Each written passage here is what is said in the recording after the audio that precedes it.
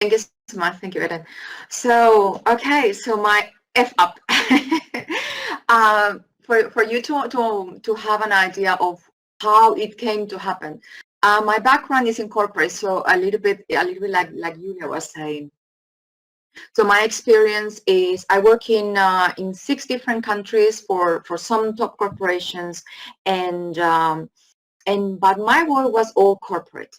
And this all changed in 2020, so 4 years ago, almost 4 years ago, 3.5, because I went from corporate to a startup. So Julia, very much in common.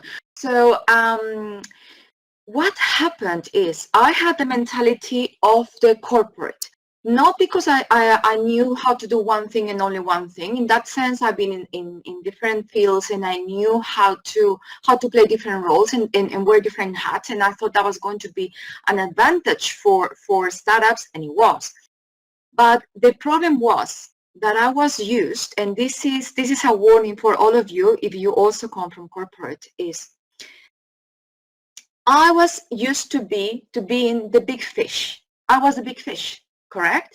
So, and when you are a startup, you are not the big fish anymore. You are the small fish. And how did this translate to my case, to my I almost lost everything, all my savings and my sanity and everything. Because in my world before, for many, many years, if you have a contract, if you have a legal contract, you are covered. You have a contract.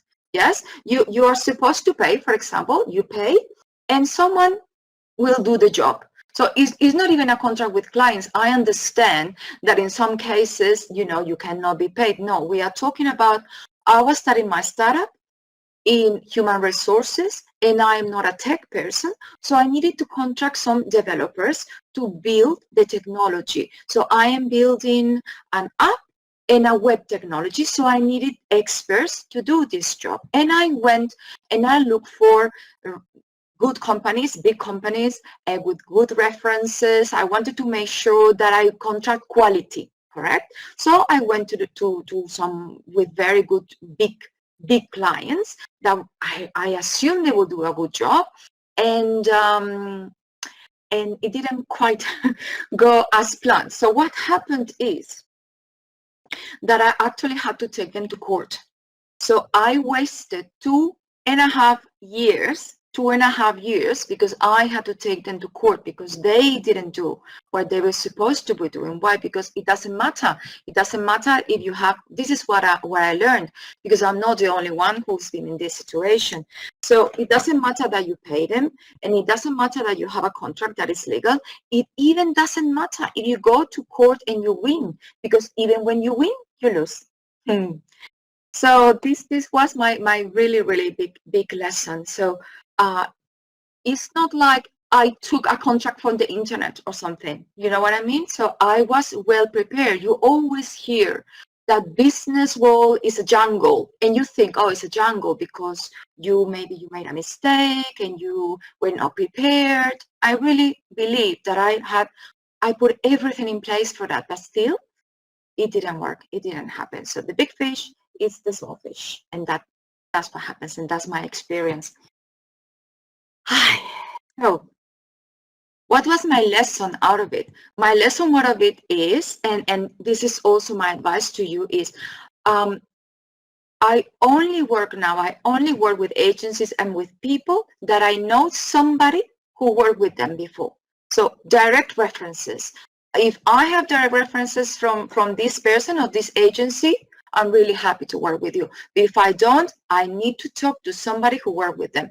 I cannot be looking at the websites and reading or comments. No, it has to come from someone who directly worked with them. Why? Because I am also part of the break. Yes, that's the same as Julia and Eden was saying. And same as part of the break, I'm part of many other networks of founders, and unfortunately this is what happens. So I'm not the only one. They almost laugh in your face if you tell them, well, I'm going to take you to court. Yes, so they know nothing's going to happen. So that is extremely important. So you need to know. So what happens in the end? Because I didn't die from a heart attack, that almost, and finally I got my startup up and running. So what happens is we went to court, and my lawyer was so ashamed of the circus that he saw there, that he finally said, look, I know I have a client. I know that he's an honest person. They have an agency, and I can recommend you to them for you to build your technology with them.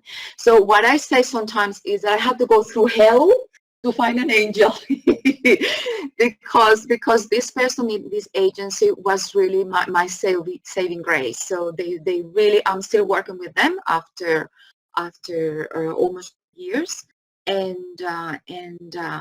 this is what saved me.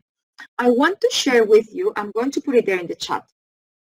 I want to share with you my LinkedIn profile, because you will see there that I am part of so many groups. And even sometimes people ask me, how do you do it? How do you have time to all of this? And it's simply because this is my really source of information to do business. So I will do business because my business is also B2B. I don't know how many of you are B2B. B2B means business to business. So my clients are not individual people. They are also big corporations.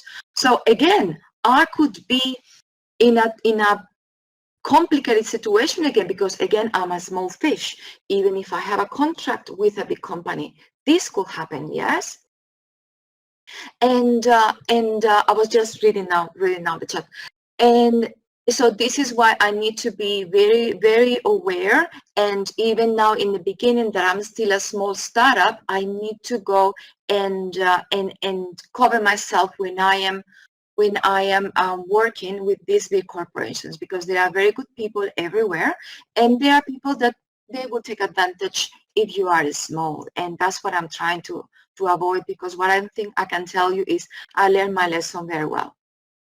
And the good thing about it, happened, is that I volunteer also as a mentor, and I try to help others that they are also starting as founders and as entrepreneurs and freelancers, to be able to avoid this type of mistakes, and not only with legal and